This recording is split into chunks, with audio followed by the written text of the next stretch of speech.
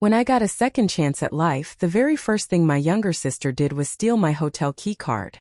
Her hands trembled with excitement as she swapped our room keys. "Olivia," she whispered, barely able to contain herself, "you've already spent one lifetime as Mrs. Sterling.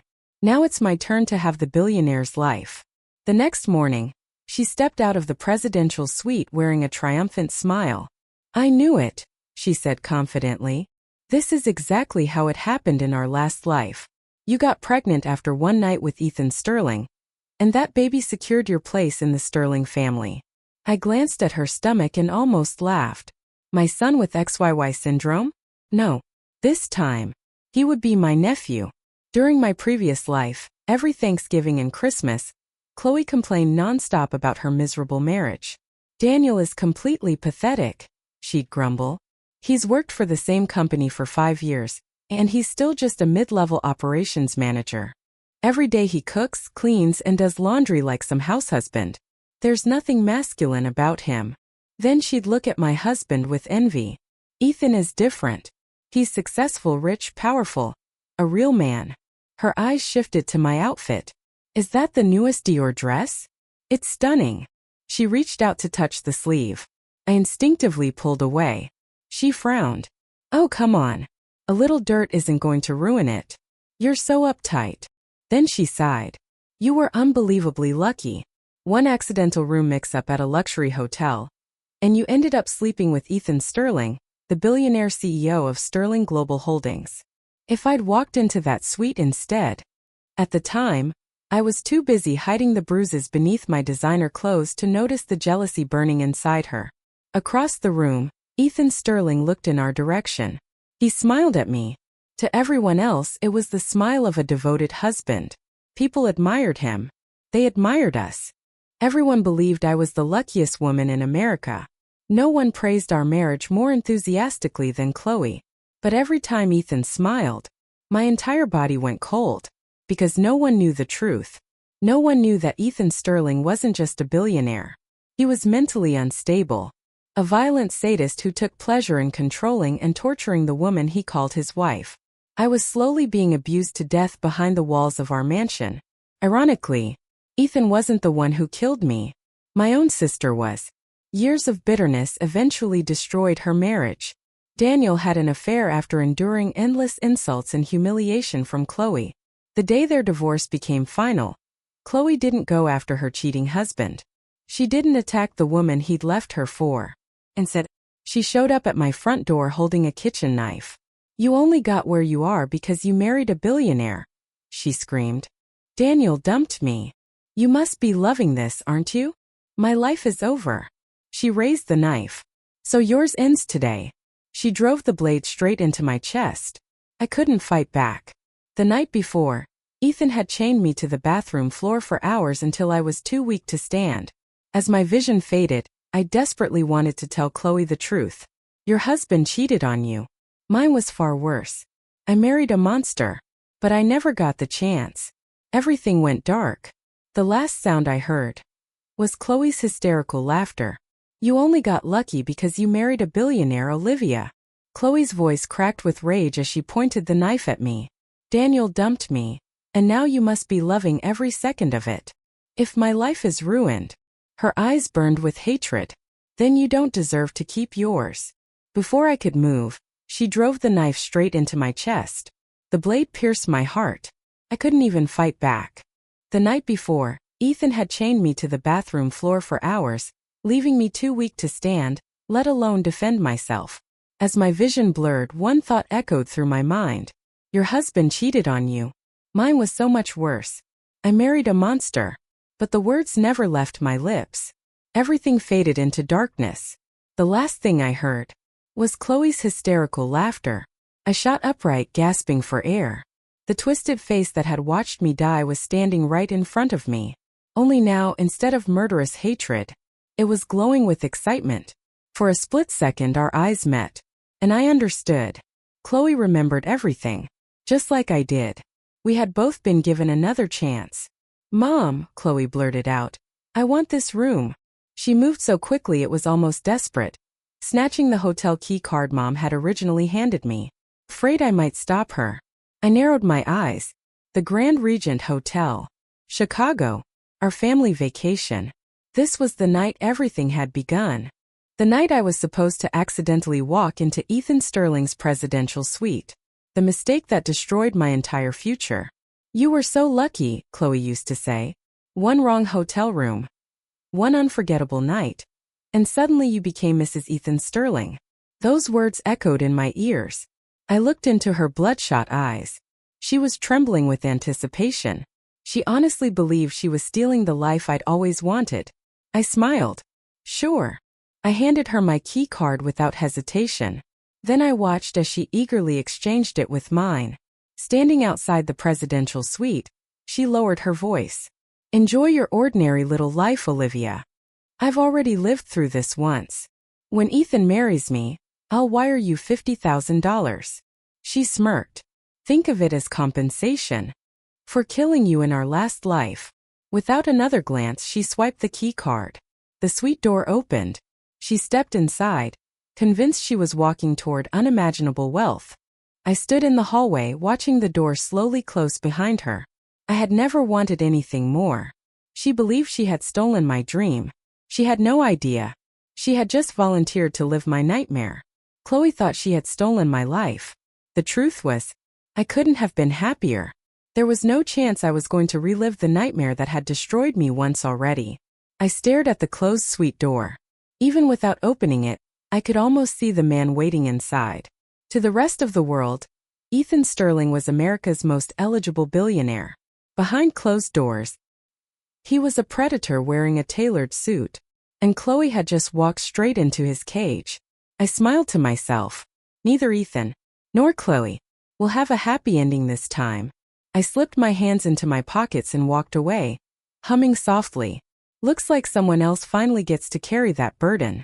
That night, for the first time in 2 lifetimes, I slept peacefully. No one burst into my room in the middle of the night. No fists. No screaming.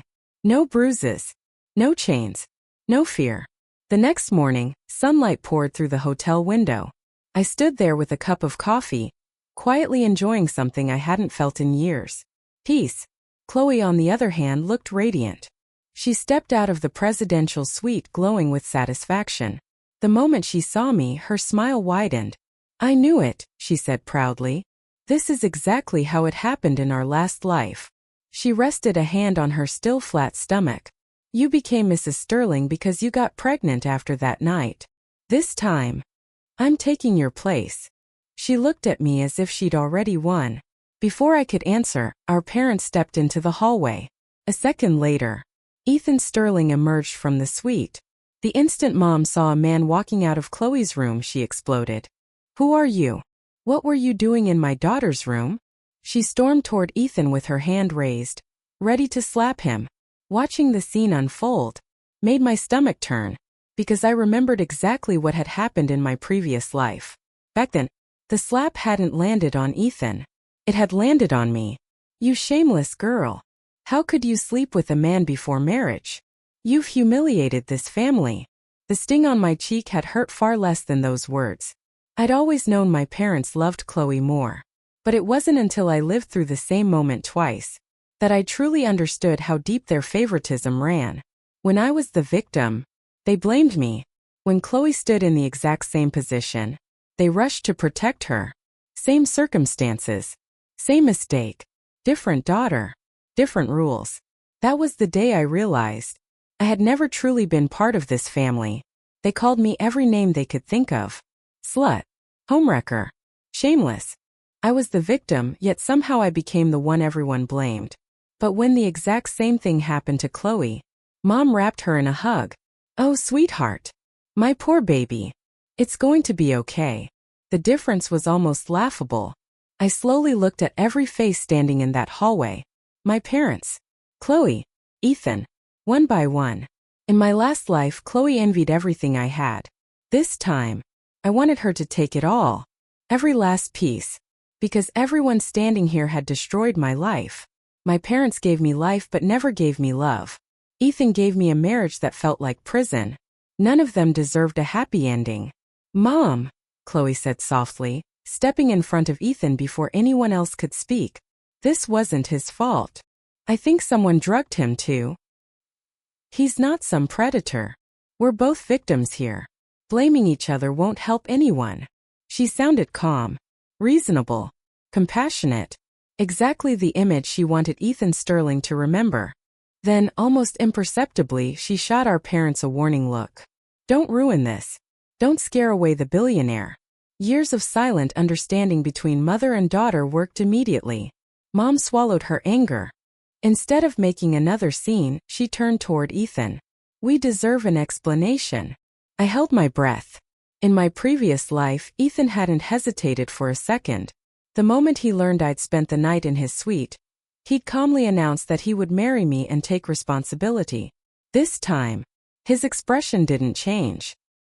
He reached into his jacket, pulled out his checkbook and asked flatly, $1 million. He paused. Will that cover it? Silence. Chloe stared at him, completely frozen. What? She looked as though she'd misheard him. Mom reacted first. Protective instinct overwhelmed every bit of reason she had left. Her face turned crimson. My daughter spent the night with you, and you think you can solve everything with money? You're not even going to talk about marriage? What do you take her for? A prostitute? Ethan let out a quiet, amused laugh. 2 consenting adults had a one-night stand. You seriously expect me to marry someone because of that? What century are you people living in? For a second, I nearly laughed out loud. Across 2 lifetimes, it was the first time Ethan Sterling had ever said something I actually agreed with. Without another word, Ethan turned and walked away. He never looked back. Chloe remained frozen in the hallway, desperately holding back tears. She had always been our parents' favorite. Seeing her like this instantly broke their hearts. Mom wrapped an arm around her shoulders. Dad stood beside them, glaring in Ethan's direction. The 3 of them looked like a family comforting their wounded princess. I stood only a few feet away. Yet I might as well have been invisible. In my previous life, I'd asked Mom a question I'd carried since childhood. Why is Chloe always your favorite? We're both your daughters. Why have I always had to come second? She didn't even hesitate. Because she's younger. She needs us more. Then she looked straight at me. And honestly, Olivia, take a good look at yourself. Chloe is cheerful, sweet. Everyone loves being around her. You've always looked like you're carrying the weight of the world. You act like this family owes you something. She shrugged. Parents aren't robots. Of course we have favorites. Am I not allowed to love one child a little more than the other? She wasn't trying to hurt me. She genuinely believed there was nothing wrong with what she'd just said. And she'd spent our entire lives proving it. Now she held Chloe's hand and promised over and over. Don't worry. We'll make Ethan do the right thing. We won't let anyone take advantage of you. Right on cue, Chloe lowered her eyes and sighed dramatically. I know this sounds crazy, but I think I fell in love with him. If marriage is what it takes, I'm willing. Love? Please. She wasn't in love with Ethan. She was in love with his billions. Some people really can't stop running toward their own destruction. Maybe my expression gave away what I was thinking. After our parents left, Chloe grabbed my wrist and pulled me into her room. The tears disappeared instantly. So did the innocent act. She shoved the door shut and glared at me. Did you do something? I blinked. Do what? You seriously think I had time to manipulate Ethan? We both woke up in the past at exactly the same moment. You've been watching everything. When could I possibly have gotten close to him? She frowned. That actually made sense. Though, her eyes remained full of suspicion. Finally, she stepped closer. Listen carefully, Olivia. You already lost your chance. Don't even think about trying to steal him back. Her voice turned ice cold. I killed you once. I can do it again. And don't bother running to Mom and Dad. No one's going to believe we've been reincarnated. And even if they did, she smiled. They'll always choose me. I smiled back. Poor Chloe. The man she'd spent 2 lifetimes dreaming about wasn't a prince. He wasn't even a decent human being. Ethan Sterling was a sadist, a predator who hid behind custom-tailored suits, billion-dollar headlines, and a charming smile. She thought she'd stolen the perfect life. She had no idea. She had just volunteered to become his next victim. Ethan Sterling had always been obsessed with one thing: control. He liked breaking people, bending them until they obeyed without question, like training a dog. In his eyes, every relationship was a game of dominance. Every woman was another challenge. And I was the only one he could never completely break. That was exactly why I fascinated him. I had known that for a long time. In my previous life, Ethan proposed marriage almost immediately after that night. It wasn't because he'd fallen in love with me. It wasn't because he thought I was beautiful. It was because I fought him with everything I had. The harder I resisted, the more determined he became to conquer me. To Ethan, love had never been the prize. Submission was. I glanced around Chloe's hotel suite. The room was a mess. Clothes scattered everywhere. She must have gone along with everything willingly. Too willingly. There had been no struggle. No resistance. Nothing to awaken Ethan's obsession with control. Crossing my arms, I looked at her calmly. Even if I never compete with you for Ethan, you still won't have him. He isn't interested in you. He never was. I smiled faintly. We may have both come back from the dead. But he still wants me. Not you. My words struck exactly where they needed to. Chloe's expression darkened. She fell silent. Her eyes darted around the room as she searched for an answer. Then, she suddenly laughed. You're right. He likes women who play hard to get. She tilted her head with a smug smile. So thanks for the advice, Olivia. I know exactly what to do now. Watching her confidence return, I nodded to myself. Smart enough to recognize the pattern. Not smart enough to understand the danger. As for Ethan, I almost pitied him. He actually fell for Chloe's performance. Maybe he was still chasing the version of me he'd lost in our previous life. Maybe he saw pieces of me in her. Either way, they deserved each other. Our parents quickly forgot the awkward confrontation at the hotel. Once they realized Ethan was a billionaire heir, everything else became a misunderstanding. Before long, they were treating him like the perfect future son-in-law. Money had a remarkable way of rewriting people's memories. A month later, history repeated itself. Chloe started having morning sickness. She was pregnant. The sight brought back another memory. When I found out I was pregnant in my previous life, my parents had slapped me right there in the hospital. In front of the doctors. In front of the nurses. In front of everyone. You've embarrassed this family. Getting pregnant before marriage? Do you have any idea what people will say? They never once asked whether I was okay. Never once asked what had happened to me. Their only concern was the family's reputation. If your older sister acts like this, Mom had screamed at me in my previous life, what decent man is ever going to marry Chloe? If you're determined to ruin your own life, don't drag the rest of this family down with you. That was all it took. No wedding. No engagement party. No celebration. My parents marched me to the courthouse, where Ethan Sterling was waiting with a marriage license.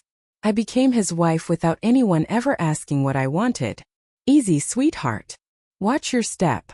Don't hurt my grandbaby. Mom's voice pulled me back to the present. She carefully helped Chloe into the house after her prenatal appointment. Once Chloe settled onto the couch, Mom turned toward me. Olivia, are you just standing there? Your sister's pregnant. Go get her a glass of water. There it was. That familiar tone. Cold. Demanding. This was the mother I knew. And yet, a tiny part of me still hoped things might be different this time. So I asked quietly, Chloe's pregnant before the wedding. Doesn't that embarrass you? Mom barely looked at me. Don't be ridiculous. They're in love. They just happened to start a family before the ceremony. Lots of people do that. Stop making it sound shameful. The hypocrisy almost made me laugh. Then Mom suddenly grabbed her phone. Oh right. If there's a baby now, it's time to set a wedding date. To my surprise, the Sterling family, who had been avoiding any discussion of marriage, accepted immediately after hearing about the pregnancy. I glanced at the smiles on Chloe's and Mom's faces. Go ahead. Smile while you still can. It won't last. Afraid gossip might start once Chloe's pregnancy became noticeable. My parents threw themselves into planning the wedding. They booked one of Chicago's most luxurious hotels, ordered a custom designer gown, spent money they didn't have. They promised Chloe she'd have the wedding of her dreams. Meanwhile, I quietly packed my things and moved into my own apartment. I claimed it was to give the engaged couple more privacy whenever Ethan visited. The truth was much simpler. In my previous life, I'd graduated from college, then immediately got married, had a child, gave up my career, gave up my dreams. This time, someone else had inherited that fate, which meant I was finally free to build the life I'd always wanted. As Chloe's sister, of course I attended the wedding, watching her walk down the aisle in a breathtaking couture gown, standing beneath crystal chandeliers, surrounded by extravagant floral arrangements and Michelin star catering. I felt absolutely nothing. Not envy, not regret, nothing. During the reception, Chloe wrapped an arm around mine for the photographers. As everyone applauded our heartwarming sisterly bond, she leaned close enough that only I could hear. "You're such an idiot, Olivia. You actually let a billionaire slip through your fingers." She smiled sweetly for the cameras. "Thanks though. My mansion is incredible. And trust me, a Rolls-Royce is a lot more comfortable than riding the subway." She laughed quietly. "It's a shame. You'll spend the rest of your life struggling, while I enjoy everything that should have been yours." I simply raised my champagne glass and took a slow sip. Trash always ends up with whoever insists on picking it up. Smiling politely, I answered, "Congratulations. You and Ethan really are perfect for each other. You deserve one another." She completely missed the meaning behind my words. Instead, she floated from table to table, proudly showing off her fairy tale marriage. After the wedding, Chloe finally got the luxurious life she dreamed about for 2 lifetimes. Every week brought a new designer wardrobe, Hermes, or Chanel, limited edition handbags, diamond jewelry. But her favorite hobby wasn't shopping. It was reminding me that she'd stolen my life. Every time we met, she'd make sure to tell me how happy she was and how miserable I must be. When she learned I was working late almost every night at a corporate consulting firm, earning an ordinary salary while climbing the ladder from the bottom, she became even more smug. "Remember how you used to tell me every marriage has problems? You always acted so wise. But deep down, you looked down on me, didn't you? You were living in luxury while pretending to understand ordinary people." She smirked. "Well, now you can enjoy the corporate grind. 60-hour work weeks. Constant overtime. Welcome to the real world." I slowly set my coffee cup on the table. Then I looked at Chloe and smiled. The saying was true. Money didn't change who Chloe was. It simply gave her better packaging. She looked even more glamorous than she had in our previous life. I smiled politely. "Nice watch. Patek Philippe? It suits you." She completely missed the sarcasm. Instead, she stroked her pregnant belly with a smug smile. "I told you. Getting a second chance at life doesn't magically make you smarter." Watching her cradle her stomach brought back a memory. I remembered the genetic counselor who'd spoken to me after my prenatal testing in my previous life. A slow smile spread across my face. "I heard you already found out the baby's gender. A boy, right? Good. He'll inherit Ethan's genes perfectly." The day after Chloe came to gloat, I ran into the one person I'd been trying to avoid ever since we returned to the past. Ethan Sterling. My heart stopped. Legally, he was Chloe's husband now. But Ethan had never cared about boundaries, marriage, morality, loyalty. Those words meant nothing to him. If he became interested in me again, nothing would stop him. So I'd spent months making myself invisible, quiet, polite, forgettable, the perfect employee, the perfect stranger. That afternoon, I confidently presented my company's proposal at an executive investment conference. I thought I'd gotten through the day safely. I was wrong. As I crossed the nearly empty parking garage after the meeting, someone stepped into my path. Ethan. He blocked the narrow walkway. His tall frame trapped me between himself and the concrete wall. The pressure alone made it difficult to breathe. Suddenly, every memory came rushing back. The beatings, the screaming, the police reports that went nowhere. The nights he locked me inside the house, The chain he fastened around my ankle when I refused to obey. He would leave food on the floor, then wait to see whether hunger would finally force me to crawl toward it. For 3 days, I refused. I nearly starved. That only fascinated him more. Breaking me became his obsession. The more I resisted, the more determined he became to destroy every piece of my dignity. Public. He was charming, elegant, the billionaire everyone admired. Behind closed doors, he was the cruelest man I'd ever known. Even now, just standing this close to him, my body began trembling before my mind could stop it. He noticed immediately. His eyes lit up with curiosity. "Are you afraid of me, Olivia?" It took every ounce of strength to steady my breathing. I forced myself back into the harmless, obedient persona I'd carefully built. I remembered one thing better than anything else. Ethan hated predictable people. He craved resistance. The less interesting I appeared, the safer I might be. The silence in the parking garage felt freezing. I managed a polite smile. "What are you doing here? Isn't Chloe with you?" I tried to step around him. He caught my wrist before I could leave. Slowly, he lifted my hand. Then, without breaking eye contact, he leaned in and lightly inhaled the scent lingering on my skin. A chill shot down my spine. "You seem different." His voice was almost amused. Not like before. Behind the gold-rimmed glasses, his blue eyes studied me with unsettling intensity. My heart sank. No matter how carefully I'd hidden, he had noticed me anyway. Why? What was it about me? I changed everything.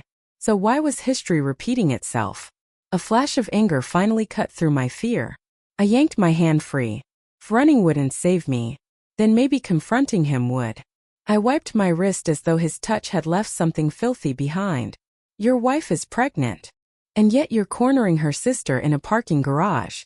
Aren't you worried I'll tell Chloe?" Ethan simply leaned back against the wall. A lazy smile spread across his face. "Go ahead." His shoulders lifted in a casual shrug. "I won't stop you." Shameless. Absolutely shameless. I didn't bother answering. I turned and walked away. Behind me, Ethan's voice echoed through the empty parking garage. "You know, I don't know how I missed it before." He chuckled softly. "You're far more interesting than I ever realized. I have a feeling you were always meant to be mine." I kept walking. I never looked back. After that encounter, I accelerated every part of my plan to bring down the Sterling family. Back then, Ethan had never considered me a threat. To him, I was nothing more than furniture inside the house. Invisible. Because of that, he never bothered hiding anything from me. Confidential business files, private board meetings, late-night phone calls discussing acquisitions, offshore accounts, political connections. I remembered all of it. Every document, every conversation, every password. I closed my eyes. Piece by piece, the memories came flooding back. When I opened them again, my strategy was complete. Although I never told Chloe that Ethan had cornered me in the parking garage, she somehow found out anyway. A few days later, Mom called nonstop until I finally drove back to my parents' house. The moment I stepped inside, I heard Chloe sobbing dramatically. She'd always been talented at crying on command. Mom instantly rushed to comfort her. "Mom, there was another woman. Someone's trying to steal Ethan. He's cheating on me." I blinked. How strange. Every man Chloe touched eventually seemed to cheat on her. Then she pulled out her phone. A photograph filled the screen. It was the security camera image from the parking garage. Someone had captured Ethan cornering me after the conference. Fortunately, because of the camera angle and Ethan's height, my face was completely hidden behind him. No one could identify the woman. Chloe held the phone toward me. "Olivia, your company attended that investment conference. Do you know who this woman is?" Her voice sounded casual. Her eyes didn't. They were asking something very different. "Was it you?" I had to admit, her instincts were frighteningly sharp. But I simply shrugged. "Ethan's a billionaire. Handsome. Successful. Women throw themselves at men like him every day. How would I know who this is?" Chloe slowly relaxed. Apparently she'd convinced herself that this wasn't the first time another woman had pursued Ethan. Mom, however, exploded with outrage. That homewrecker better stay away from my daughter's husband. Women like that destroy families. They ought to be ashamed of themselves. If that's how she was raised, I can only imagine what kind of mother she had. I almost laughed. Listening to Mom insult the mystery woman was like listening to her unknowingly insult herself. Every cruel word she spoke fit Chloe perfectly. Only after Mom finally ran out of insults did Chloe speak again. So what if another woman wants Ethan? She rested a protective hand on her stomach. I'm carrying the Sterling family's heir. As long as Ethan's parents want this baby, no one can replace me. Her eyes drifted toward me. The message couldn't have been clearer. Anyone who threatened her marriage would become her enemy. I smiled. Good. We already owed each other 2 lifetimes and 1 murder. She wasn't planning to spare me. I had never planned to spare her either. You're right, I said calmly. If someone's trying to destroy your family, do whatever you have to do. Mom nodded approvingly. That's my girl. But don't get too stressed. Think about the baby. There actually is something even more important. Chloe reached into her designer handbag. I noticed where her hand was going. My heartbeat quickened. She slowly pulled out a thick medical envelope. The moment I saw it, I knew exactly what it contained. For the first time since returning to the past, I genuinely wanted to thank fate. She unfolded the report. Mom, the baby has XYY syndrome. Mom frowned. X? What? Chloe sighed impatiently. It means there's an extra Y chromosome. Mom looked even more confused. Extra? What? Normally boys have XY chromosomes. Girls have XX. But this baby has an additional Y chromosome. She pointed at the report. The genetic counselor says it's called XYY syndrome. Mom frowned in confusion. So, that's a good thing, isn't it? An extra Y chromosome? Doesn't that just mean he'll be more of a boy? She actually smiled at Chloe. You should be celebrating. Chloe stared at them in disbelief. Celebrating? Mom, are you even listening? I've spent days researching this. The genetic counselor warned me that XYY syndrome can come with serious developmental and behavioral challenges. There are cases involving impulse control problems, aggression, even antisocial behavior. They told me I need to seriously think about whether I want to continue this pregnancy. Mom and Dad exchanged frightened looks. Their confidence disappeared instantly. After a long silence, Mom reached for Chloe's hand. Then don't risk it. My daughter matters more than any grandchild. You can always have another baby. I just want you safe. I just want you happy. There it was again. That picture-perfect mother and daughter bond. I lowered my eyes and clenched my fists, afraid they'd see the hatred growing inside me. Because when I was the one carrying a baby with the exact same diagnosis, their response couldn't have been more different. I still remembered running home in tears after my appointment. I'd been terrified, completely overwhelmed. Instead of comforting me, my parents had looked at me like I'd lost my mind. What syndrome? We've never even heard of it. That's your child. How could you even think about ending the pregnancy? You actually believe everything doctors tell you? If the Sterlings throw you out because you lose this baby, don't expect to come back here. So stop complaining, have the child, and don't make your husband angry. There are millions of women who give birth every year. You're the only one acting like it's the end of the world. Back then I thought they were simply ignorant. Now I understood. It wasn't ignorance. It was the complete absence of love. Maybe fate finally decided I'd suffered enough. Maybe this was justice. Because I suddenly remembered something the genetic counselor had asked me years ago. Miss Carter, does the baby's father have a history of extreme anger or impulsive behavior? At the time, the question had made no sense. Then I remembered something Ethan's parents had accidentally let slip. Another XYY case? Could it run in the family? Everything clicked into place. Ethan had XYY syndrome too. That explained the explosive temper, the violence, the complete lack of emotional control. It also explained why the Sterling family suddenly became obsessed with Chloe's pregnancy. Ethan had struggled with fertility. This child might be his only biological heir. To them, the baby wasn't simply a grandchild. He was the future of the Sterling dynasty. That was why they had looked down on my family at first, yet agreed to the marriage the moment Chloe became pregnant. Later, I researched the condition myself. The medical evidence wasn't entirely clear. Some specialists believed XY syndrome usually occurs spontaneously and isn't directly inherited. Others argued that genetics might play a role. No one could say for certain. Finally, Chloe turned toward me. "You've been through this before. What would you do? Would you keep the baby?" I blinked innocently. "Why are you asking me?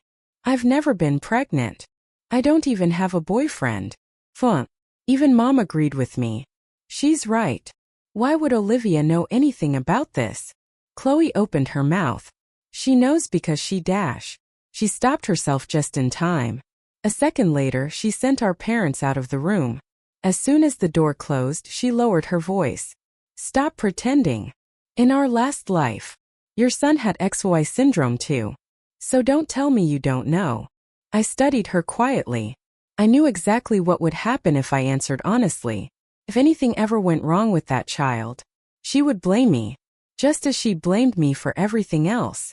Years ago, I'd encouraged her to appreciate Daniel instead of constantly tearing him down. She'd never cared whether my advice came from kindness. She'd simply assumed I wanted to see her miserable. Nothing had changed. So I gave her exactly enough truth to mislead her. Yes, my son had the same diagnosis. But every parent sees their own child differently. And you met him. Didn't he seem like any other little boy? Her eyes brightened. You're right. I saw him. He seemed completely normal. The doctors also said early support can make a huge difference. She gently placed both hands over her stomach. I'm not giving up this baby. And I'm definitely not giving up Ethan. I made up an excuse about work, said goodbye, and left. The moment I got into my car, I burst out laughing. Not because of genetics. Not because of probabilities. Because of something much simpler. Parenting.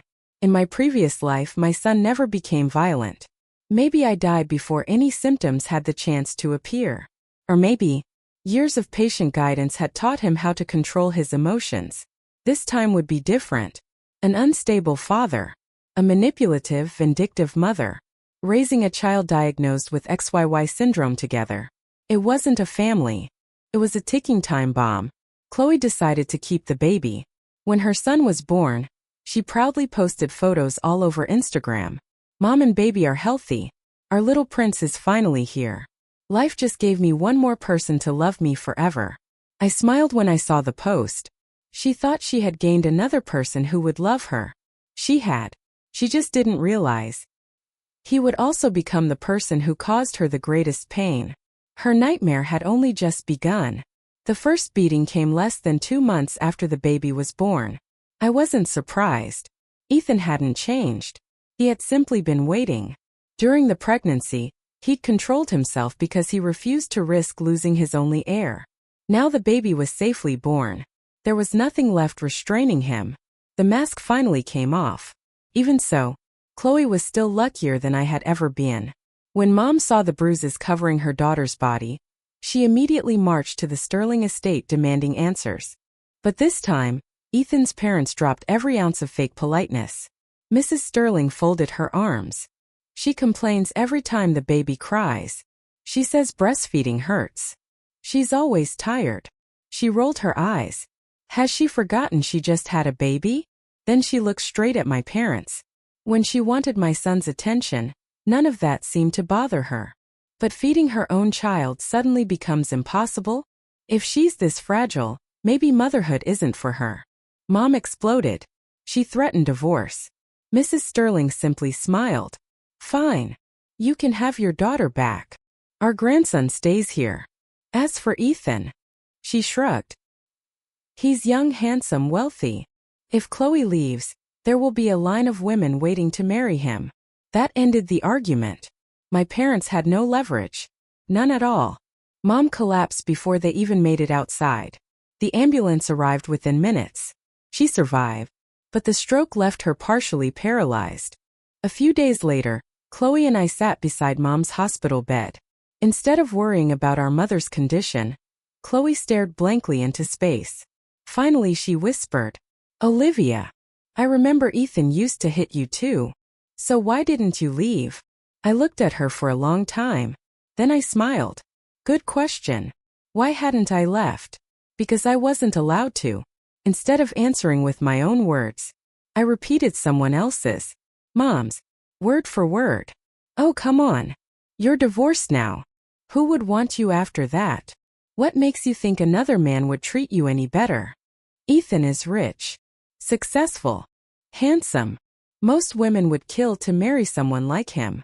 If he hit you, maybe you pushed him too far. You should try being a better wife instead of constantly arguing. You're a mother now. It's time to grow up. I watched Chloe's face slowly drain of color. Then I said quietly, I'm not making any of that up. Those were Mom's exact words. They just weren't said to you. They were said to me. The moment Chloe decided to steal my life, she eliminated every possible escape. A man like Ethan didn't let his victims walk away. Abuse became manipulation. Manipulation became control. Control became a prison. That was why I hadn't divorced him. Not because I didn't want to, because I couldn't. Chloe eventually returned to the Sterling mansion. I stayed behind at the hospital. Not because I was suddenly a devoted daughter. The neurologist had explained that with months of rehabilitation, Mom still had a chance to recover. I couldn't let that happen. So after she regained consciousness, I visited every day. I held her hand, spoke softly, smiled like the loving daughter she'd never believed I was. Mom, do you know how your favorite daughter is living now? Then little by little, I described every nightmare I'd endured in my previous life. The beatings, the humiliation, the fear. Except this time, Mom believed every word was happening to Chloe. She cried. She shook. She begged God to save her precious little girl. Watching her suffer, I felt something I never thought I would. Relief. If only she had loved me this much before. Tears stung my own eyes as I leaned closer. My voice cracked. Mom, do you know why Chloe's life turned out this way? I knew from the very beginning exactly what Ethan Sterling was. I knew all along who Ethan Sterling really was. I knew the man in that hotel suite was him. I leaned closer to Mom's hospital bed. But do you remember who insisted on switching hotel rooms? Who insisted on marrying him? Who insisted on keeping his baby? I smiled through my tears. Your favorite daughter. A dry laugh escaped my lips. It was always Chloe's choice. Every single step. As I kept talking, my voice grew lighter, almost cheerful. Mom, however, reacted very differently. Her body began trembling violently against the hospital bed. She gasped desperately for air. Her monitor erupted into frantic alarms. She struggled like a fish thrown onto dry land. Then, she stopped moving. I sat there for another second, slowly wiped away my tears, then ran into the hallway screaming, Doctor! My mom just collapsed. This time, there would be no miraculous recovery. The stroke left her permanently bedridden. Without our parents protecting her anymore, Chloe's life became even worse than mine had ever been. Oddly enough, Ethan still treated me with more restraint than he treated his own wife. Perhaps some twisted obsession still lingered. I didn't care. While he wasted his energy terrorizing Chloe, I quietly dismantled Sterling Global Holdings from the inside. Using everything I'd remembered from my previous life, I stole clients, acquired competitors, exposed weaknesses. One contract at a time. A year later, our paths crossed again. This time, across a negotiation table. When Ethan realized I was leading the meeting, a faint smile spread across his face. It's been a while. Sister-in-law. I smiled politely. I arrived early. We still have a few minutes before everyone else gets here. He stepped closer as though we were old friends. You and Chloe never got along, did you? I simply tilted my head. He continued talking anyway. She spent her whole life taking things that belonged to you. A hair clip. A favorite doll. New clothes. Your parents' love. He paused. And even your hotel room. A quiet laugh escaped him. I finally realized something. The woman who was supposed to spend that night with me was you. He looked directly into my eyes. She's stolen so much from you. What do you think would be an appropriate punishment? Should I break her legs? A year earlier, those words would have terrified me. Power. Money. The man who'd once imprisoned me. I had feared all of it. Not anymore. While Ethan had been busy abusing his family, I'd been building mine. Piece by piece. His empire was already crumbling. He simply hadn't noticed yet. Seeing no fear in my face, he leaned even closer. His voice dropped to a whisper. It isn't too late. I can divorce Chloe. We can start over. You won't have to work so hard anymore. I'll give you everything. Sterling Global. It's yours. Before I could answer, footsteps echoed through the conference room. One of my colleagues walked in. Miss Carter. You're here early. Then he noticed Ethan. Oh, Mr. Sterling. He smiled politely. Have you two met? This is Olivia Carter, our Chief Executive Officer. She'll be making the final decision on this partnership. Ethan froze. What? His eyes widened. I thought she was just. He never finished the sentence. I calmly brushed a loose strand of hair behind my ear, then smiled. Mr. Sterling, you just offered me your company. Does that offer still stand? For the first time, I watched genuine shock spread across Ethan Sterling's face. I almost laughed. The only reason I'd ever become trapped by a man like him was because life had given me no better choice. Fresh out of college, I fell straight into marriage. No one reached out to pull me back. This time, I chose myself. And once I walked away from that marriage, the possibilities became endless. Over the next 2 years, my company outperformed Sterling Global at every turn. Every major contract, every acquisition, every negotiation. He lost. Again. And again. His frustration always followed him home. Chloe paid the price. The next time I saw her, I barely recognized her. One eye had lost its vision. She limped. Her body shook constantly. Her mind seemed on the edge of collapse. Yet somehow, she still had enough strength to scream at me. Why? I stole your life.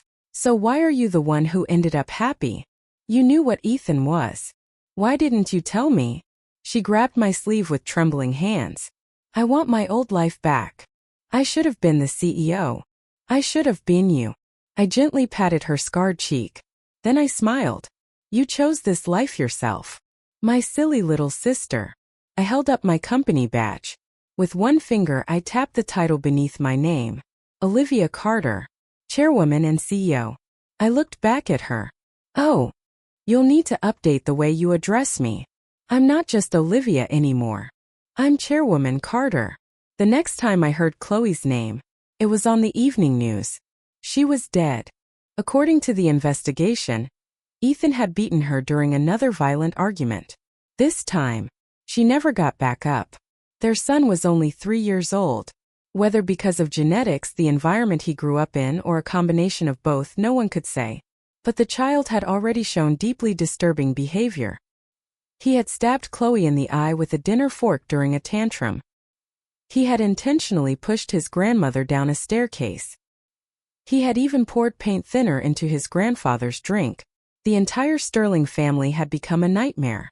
No one outside the family had ever known who Ethan Sterling truly was. The polished billionaire. The generous philanthropist. The charismatic CEO. It had all been an act. During the trial, the mask finally shattered. Witnesses testified that Ethan repeatedly blamed Chloe for everything. You were a useless wife. You couldn't even raise one child properly. If Olivia had been his mother, my son would have turned out completely different. Even then, he accepted no responsibility. Everything was always someone else's fault. How did I know all of this? Simple. I watched it unfold on national television. The courtroom cameras captured everything. For the first time, America saw the real Ethan Sterling. No expensive suits. No polished smile. No carefully rehearsed charm. Only a furious man screaming uncontrollably as deputies restrained him. The metallic sound of handcuffs echoed through the courtroom while he shouted incoherently at everyone around him. At the end of the broadcast, the anchor briefly explained that XY syndrome is a chromosomal variation with a wide range of outcomes. Current medical evidence does not support the idea that it predetermines violent behavior. and experts emphasize that environment, mental health, and individual circumstances all play important roles. The segment encouraged viewers to seek qualified genetic counseling rather than rely on myths or stereotypes. The day Sterling Global officially became part of my company, I walked into Ethan's former corner office. Floor-to-ceiling windows overlooked the entire Chicago skyline. I lowered myself into the leather chair that had once belonged to him. Everything Chloe had chased through 2 lifetimes was finally sitting beneath my fingertips. Not because I stole it, because I built it. At last, I understood something she never could. When you're standing on the bridge admiring someone else's view, you never notice that someone higher up is quietly watching you. Halfway up the mountain, the view is crowded. Summit is where the horizon finally belongs to you. The end. If you enjoyed this story, don't forget to subscribe for more original psychological drama and revenge stories. Thanks for listening, and I'll see you in the next one.